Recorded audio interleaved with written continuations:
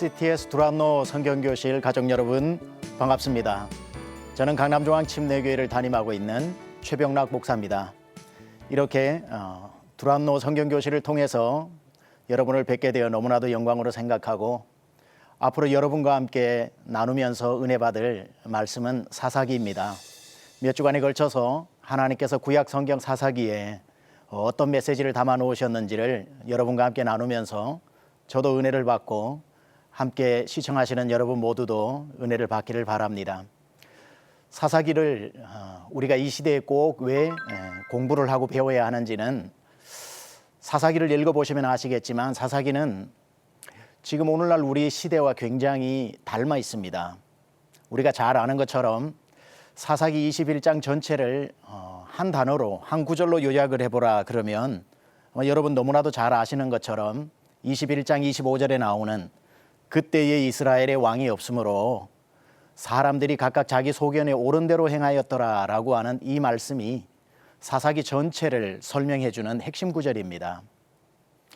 절대적인 통치자가 없으므로 많은 사람들이 스스로 자기의 통치자가 되어지고 자기 생각이 가장 중요한 중거점이 되고 기준이 되어져서 판단을 하고 행동을 함으로 말미암아 그 결과는 우리가 너무나도 잘 아는 것처럼 사사기에 반복되어지는 비극의 역사가 일어나게 된 겁니다. 오늘날 우리 흔히 일컬어 오늘날을 포스트 모더니즘 시대다 이렇게 이야기를 합니다.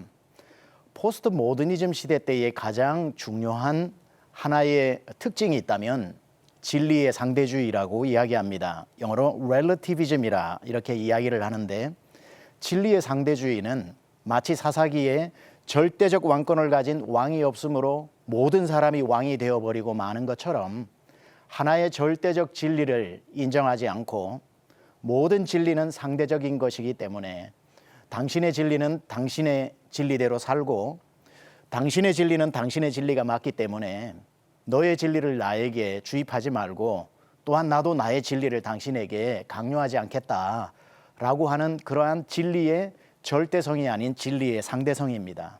그 결과가 어떻습니까? 모두가 진리라고 이야기를 하는데 사실은 진리를 잃어버린 시대에 우리는 어디에서 정답을 찾아야 하고 어디에서 진리를 찾아야 하는지 모호해지는 그런 상황에서 우리가 살고 있지 않습니까?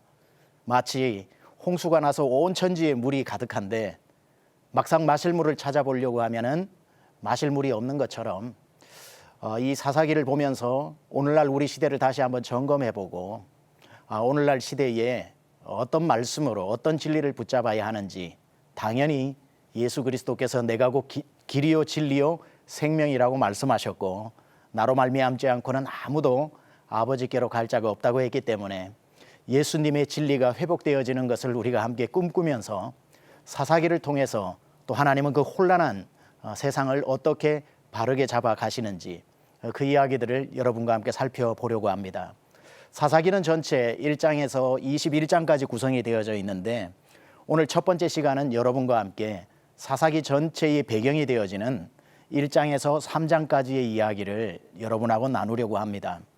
아까 말씀드린 대로 1장에서 21장 전체를 요약하는 것은 21장 25절에 나오는 각각 자기 소견에 옳은 대로 행했던 이 시대에 어떠한 일들이 일어났는지에 대한 배경이 되는 게 또 1절에서 3절까지입니다. 그래서 저는 오늘 여러분과 함께 첫 번째 시간으로 사사기의 개론이라고 해야 할까요? 1장 1절에부터 3장 6절에 이르는 사사기의 배경을 좀 나누어 보려고 합니다. 사사기 많이 들으셨죠? 그런데 막상 사사기라 그러면은 요즘 잘 사용하지 않는 단어입니다. 사사, 한문으로 되어 있죠. 그러나 이 사사라고 하는 걸 요즘 쓰지 않기 때문에 스승사자를 쓰고 선비사자를 쓰기 때문에 어떤 가르치는 자라고 하는 의미를 가지고 있지만 영어 성경에 보면은 The Book of Judges라고 되어 있습니다. Judges, 즉 심판하고 판단하는, 그래서 공동 번역에는 판관기라고 되어 있는데요. 백성들의 문제를 가지고 판단하고 재판해주는, 요즘으로 말하면은 판사의 역할에 가깝다 이렇게 볼 수 있습니다. 히브리어로는 이 사사기를 쇼페팀이라고 이야기하고 있습니다. 쇼페팀이라는 뜻 자체가 판단해준다, 다스려준다라는 의미를 가지고 있죠. 그런데 우리가 사사기를 보다 보면 이 judges, 판단하는 역할들은 많이 하지 않는 것 같습니다. 그런 역할도 가지고 있지만 의외로 사사기에 등장하는 12명의 사사는 어떤 재판을 해주는 역할은 우리가 보면은 사사기 4장에 가면은 여선지자 드보라가 나옵니다.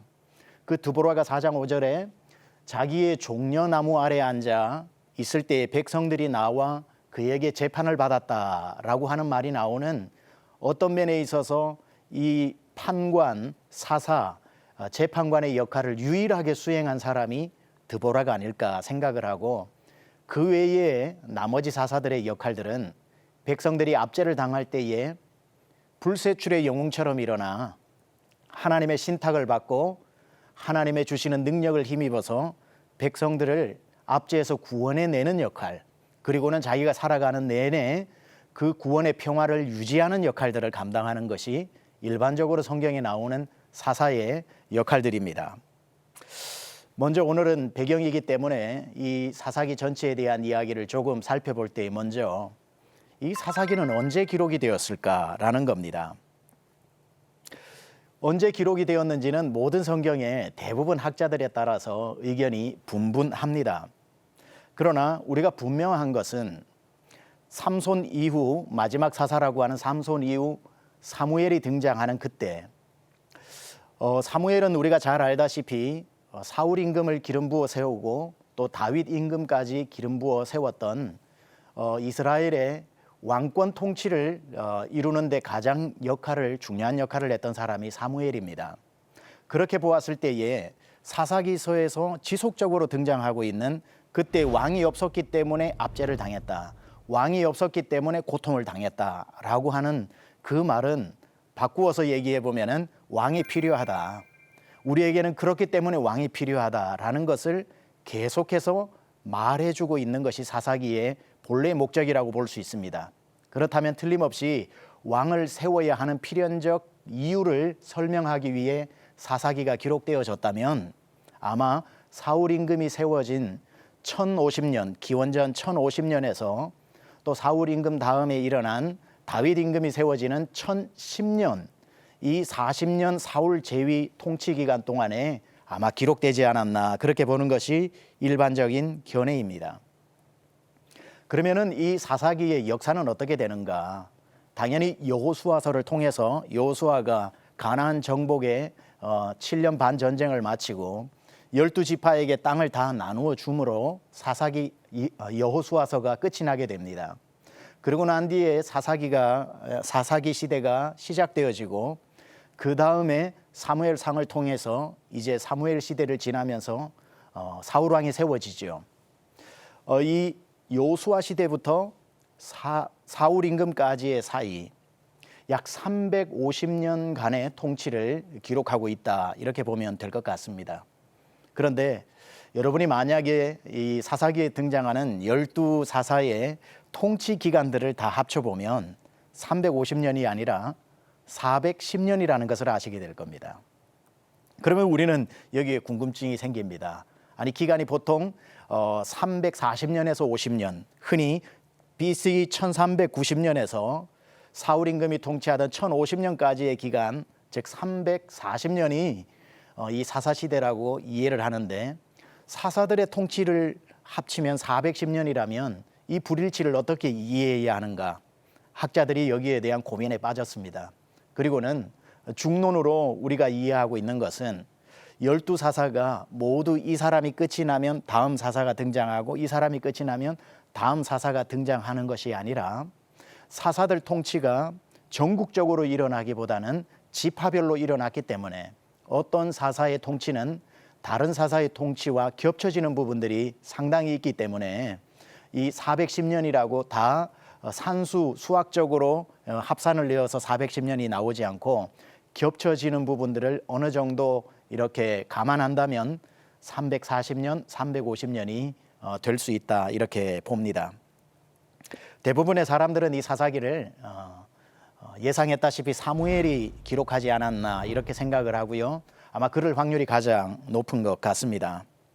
계속해서 왕이 왜 필요한지를 설명해야 하는 이 사사기의 특징과 또 사울이 왕을 세운 그 이유를 가장 잘 설명해낼 수 있는 것은 사사기의 저자가 사무엘이라고 하는 강력한 뒷받침이 될 수 있기 때문입니다. 사사기에는 참 우리의 마음을 답답하게 하면서도 안타깝게 한다고 해야 될까요? 계속적인 반복되어지는 패턴이 나옵니다. 사사기적 패턴이라고 이야기할 수 있는데 12번에 가까운 정말 어쩜 이렇게 사람이 변하지 않을까 싶을 정도로 지속적으로 반복되어지는 사사기의 패턴이 있는데 이걸 영어의 첫마디로 따보면은 SPRDF라고 저는 이렇게 얘기합니다. SPRDF. S는 뭐냐면 sin, 이 사람들이 죄를 짓게 됩니다. 하나님 앞에 죄를 짓게 되면 그때에 하나님께서 다른 나라의 블레셋이나 미디안이나 다른 나라의 군사들을 보내어 압제하게 합니다. punishment. 죄가 있으면 하나님의 징벌이 그곳에 오게 됩니다. 징벌이 왔을 때에는 백성들이 하나님을 향해 회개하고 부르짖게 되죠. 하나님, 우리가 하나님께 죄를 지었습니다. 용서해 주십시오 라고 하는 repentance가 일어나게 됩니다. 그러면 하나님께서는 또 감사하게도 이러한 이스라엘 백성들을 버리지 아니하시고 사사를 일으켜 세워주십니다. 사사를 일으켜 세워 강력한 하나님의 역사로 그 백성들을 구원해내게 되죠. deliverance라고 합니다. deliverance. 그렇게 하나님께서 그 압제로부터 구원내는 deliverance가 있고 나면 그 사사가 사는 날 동안 평화가 찾아오지만 사사가 죽고 나면 하나님께서 행해 주셨던 모든 일들을 까맣게 잊어버리고 맙니다.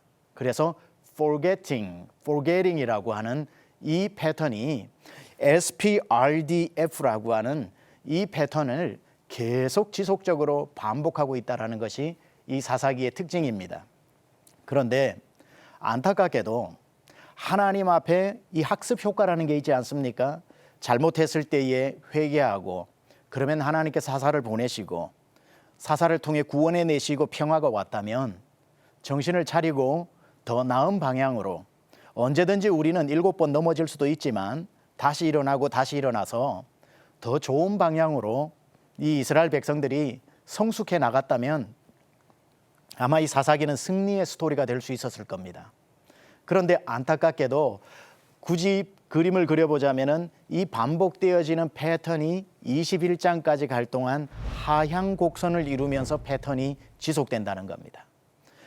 아무리 패턴이 지속되어져도 더 나은 방향으로 상향 곡선을 이룬다면 소망이 있겠지만 사사기가 어느 정도 절망적인 메시지를 우리에게 전해주는 것은 그 나선형 패턴이 하향 곡선을 계속적으로 이루고 있고 그 결과적으로 각기 소견이 옳은 대로 행하게 되어지는 그러한 역사가 사사기의 역사다, 이렇게 볼 수 있습니다.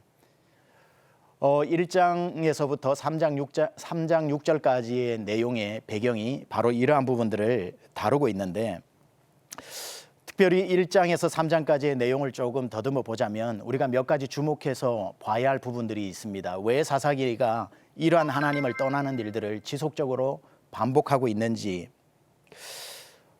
먼저 가장 큰 이유는 이들이 가나안에 들어가서 정착해서 사는 동안에 놀랍게도 하나님의 명령을 완전하게 순종하지 않는 것을 보게 됩니다. 사사기 1장, 2장을 계속 보다 보면 9번이나 똑같이 등장하는 단어가 있습니다.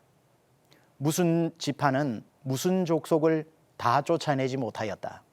무슨 지파는 무슨 족속을 그 땅에서 다 쫓아내지 못했다. 쫓아내지 못했다라고 하는 이 단어가 1장에만 하더라도 9번 기록되어져 있습니다. 하나님께서 분명히 말씀하셨습니다. 너희가 가나안 땅에 들어가면 그들의 가나안 7족속을 너희가 사는 땅에서, 분배받은 땅에서 모두 다 몰아내고 쫓아내라고 명령하셨음에도 불구하고 그들은 하나님의 명령을 완전하게 순종하지 못했기 때문에, 완전하게 순종하지 못한 이것 때문에 그들에게 계속적으로 다가와서 압제하고 고통을 주는 일들이 무한 반복되고 있는 겁니다. 하나님께서는 반드시 그들을 쫓아내라라고 했는데 이 이야기를 가만 보면 여호수아서에도 이런 이야기가 나옵니다. 여호수아와 그 군사들이 가나안 땅 정복을 하고 난 뒤에 모두 정복 전쟁을 마치고 11장 22절에 가면은 그들이 가나안 땅에 있는 모든 백성들을 쫓아내었음에도 불구하고 가드와 가스와 아스돗에 조금 남았더라라고 하는 말을 쓰고 있습니다. 조금 남았다고 그럽니다. 그러니 사람의 눈으로 볼 때는 하나님의 명령에 완전히 순종하고 다 쫓아낸 것 같이 보이지만 성경은 정확하게 기록하고 있습니다. 가드와 가사와 아스돗에 조금 남았더라. 우리 눈으로 볼 때는 뭐 이거 조금 남았으니 없는 거나 마찬가지야 이렇게 생각할 수 있지 않겠습니까? 그러나 완전한 순종이 아니라 99%의 순종이 아니라 하나님은 100%의 순종을 우리에게 원하시는데 나중에 세월이 지나면서 정말 다 쫓아냈다고 생각했던 가드와 가스와 가사와 아스돗에서 누가 나옵니까? 가드라고 하는 아무도 남지 않았다고 생각했던 거기에 바로 이스라엘을 큰 공포에 몰아넣었던 골리앗이 나오게 됩니다. 가사에서는 누가 나옵니까? 삼손을 유혹했던 들릴라가 거기에서 나옵니다. 아스돗은 어떤 곳입니까? 에베네셀 전쟁에서 법궤를 빼앗겨 안치되어진 곳이 아스돗입니다. 아무것도 아니라고 생각하고 남겨놓았던 몇 명의 뿌리에서 다시 골리앗이 나오고 들릴라가 나오고 하나님의 법궤가 빼앗겨가는 비참한 일들이 일어나게 되는 거죠. 우리도 마찬가지 아니겠습니까, 여러분? 하나님 앞에 열심히 순종하고 열심히 여러분이 맡겨진 일들을 하지만 스스로 만족해서 이 정도면 할 만큼 했어. 이 정도면 최선을 다한 거야. 이 정도쯤이야. 다 한 거나 마찬가지야. 이게 무슨 큰일이 있겠어? 라고 생각하는 조그마한 불순종이 나중에 엄청난 큰 어떤 재앙과 아픔으로 되돌아올 수 있다는 것을 우리는 교훈 삼아야 합니다. 다 쫓아내라고 했음에도 불구하고 사사기에서는 지속적으로 9번이나 다 쫓아내지 못하였다, 다 쫓아내지 못했다라고 하는 게 1장에 지속적으로 등장하고 있는데 재미있는 사실은 쫓아내라고 했을 때에 다 쫓아내지 않았더니만 나중에는 어떤 일이 일어나냐면 2장 3절에는 하나님이 이렇게 말씀하십니다. 이제는 내가 그들을 쫓아내지 아니하리라. 쫓아내라고 했을 때 쫓아내지 않으면 하나님이 나중에는 쫓아내 주시지 않는다는 겁니다. 그래, 너희가 순종하지 않고 이것쯤이야 하고 불순종했던 그것을 나도 쫓아내지 않으마. 그러면 하나님께서 쫓아내지 않으면은 문제가 어떤 문제가 일어납니까? 그때부터 쫓아내지 않은 그 남아있는 백성들이 큰 고통으로 그들에게 다가오고 있기 때문에 결과가 2장 21절에 이렇게 말씀하고 있습니다. 나도 여호수아가 죽을 때에 남겨둔 이방 민족들을 다시는 그들 앞에서 하나도 쫓아내지 아니하리니 이는 이스라엘이 그들의 조상들이 지킨 것 같이 나 여호와의 도를 지켜 행하나 행하지 아니하나 그들을 시험하려 함이라 하시니라. 이제 하나님께서 쫓아내지 않고 그들을 하나님께 머물러 있고 하나님을 지속적으로 따르는 것을 시험하는 시험의 도구로 삼겠다는 겁니다. 어떤 방식으로? 2장 3절입니다. 그러므로 내가 또 말하기를 내가 그들을 너희 앞에서 쫓아내지 아니하리니 그들이 너희 옆구리에 가시가 될 것이며 그들의 신들이 너희에게 올무가 되리라 하였노라. 이제 쫓아내지 않은 아무것도 아니라고 생각했던 그들이 가시가 되고 넘어지는 올무가 되어지는 이러한 비참한 일이 이 사사기의 시작인 것입니다. 또 하나 우리가 이 배경에서 살펴보아야 할 사사기가 왜 이렇게 하나님을 떠나는 일들이 반복되어지는가를 알려면은 그 신앙이 자녀 세대에게 온전히 전수되지 못했다는 것을 알게 됩니다. 우리가 잘 아는 말씀이라고 생각을 하는데요. 2장 7절부터 10절까지를 보면 왜 사사기 시대가 필연적으로 다가올 수밖에 없었는지를 알 수 있습니다. 백성이 여호수아가 사는 날 동안과 여호수아 뒤에 생존한 장로들 곧 여호와께서 이스라엘을 위하여 행하신 모든 큰 일을 본 자들이 사는 날 동안에 여호와를 섬겼더라. 여호와의 종 눈의 아들 요수아가 110세의 죽음에 무리가 그의 기업의 경내 에브라임 산지 가스산 북쪽 딥낫 헤레스에 장사하였고 그 세대의 사람도 다 그 조상에게로 돌아갔고 그 후에 일어난 다른 세대는 여호와를 알지 못하며 오직 여호와께서 이스라엘을 위하여 행하신 일도 알지 못하였더라. 사사기에서 왜 이렇게 하나님을 쉽게 잊어버리고 떠나는지에 대한 분명한 이유가 바로 우리가 방금 전에 읽은 본문을 통해 알 수 있습니다. 요수아는 하나님의 기적들을 광야에서 많이 체험했습니다. 그리고 갈렙도 여호수아 옆에서 하나님의 행하시는 모든 기적들을 다 보았습니다. 그리고 12 정탐꾼 중에 2명이었던 여호수아와 갈렙은 유일하게 1세대로서 이 요단강을 건너 가나안 땅에 들어온 사람입니다.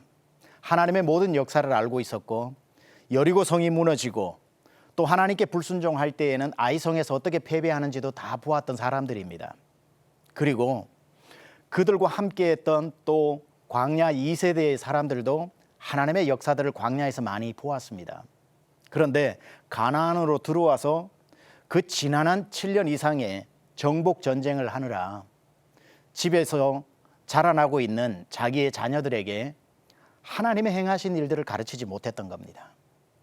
아침에 눈을 뜨기가 무섭게 요수아나 장로들이나 그 백성들의 지도자들이나 아버지들이 칼을 차고 나가면서도 무슨 싸움을 하러 나가는지, 왜 우리는 이 싸움을 해야 되는지, 왜 하나님께서 우리에게 이것을 명령하셨는지, 그리고 이 땅은 어떻게 우리에게 주어졌는지, 그리고 어떤 마음으로 이 땅을 하나님의 땅으로 만들어야 하는지 거기에 대한 조금의 설명도 없었지 않았나, 우리는 이렇게 생각합니다. 그저 집에 들어오면 하루 종일 전쟁 때문에 피곤해 자기가 바빴고 아침이 밝아오면 또 전쟁을 하러 나가기가 바빠서 그렇게 넓은 땅을 차지했는지는 몰라도 집에 있는 자녀들에게 무릎하게 앉혀놓고 하나님의 행하신 일들을 가르쳐 주지 못했기 때문에 하나님께서 명령하신 땅은 차지했는지 몰라도 이 믿음은 전수되지 않았기 때문에 요수아와 그와 함께 했던 사람들이 죽고 난 뒤에 그 세대의 사람도 다 그 조상들에게 돌아갔고 그 후에 일어난 다른 세대는 여호와를 알지 못하며 여호와께서 이스라엘을 위하여 행하신 일도 알지 못하더라. 우리 부모님들 아침에 출근하기 바쁘고 하루 종일 직장에서 고생하다가 퇴근하기 바쁘고 퇴근하고 나면 녹초가 되어 잠들기 바쁘지만 여러분 한 번이라도 여러분 무릎팍에 자녀들을 앉혀놓고 여러분이 만난 하나님, 여러분의 삶에 역사하신 하나님의 이야기를 들려주신 적은 언제적 일입니까? 자녀들은 어머니 아버지의 이야기를 듣고 싶습니다. 유대인 학자 중에 한 분이신 자녀교육의 전문가인 류태영 박사께서는 선교에 2 선교가 있다고 했습니다. 땅끝까지 이르러 복음을 전하는 수평적 선교가 있고 천대까지 내 자녀에게 복음을 전하는 수직적 선교가 있다고 그랬습니다. 내 자녀 세대에 하나님을 모르면 그 자녀부터는 하나님을 모르는 세대들이 태어나기 때문에 그야말로 다 미전도 종족이 되고 맙니다. 사사기에서 일어나는 이 비참한 일들의 반복은 어떤 면에 있어서 자녀들에게 하나님이 누구신지, 하나님이 행하신 일이 무엇인지 가르치지 못한 부모들의 실수에서 기인한 당연한 결과가 아닐까 생각합니다. 왜 백성들이 각각 소견에 옳은 대로 행할 수밖에 없었는지 우리가 앞으로 여러분과 함께 한 사람 한 사람 사사들의 이야기와 함께 짚어보면서 또 그럼에도 불구하고 하나님께서 어떻게 이스라엘 백성들을 포기하지 아니하시고 계속해서 자기 자신을 드러내시면서 하나님의 하나님 되심을 이스라엘 속에서 구현해 나가시는지 살펴보도록 하겠습니다. 다음 시간에 여러분 뵙겠습니다.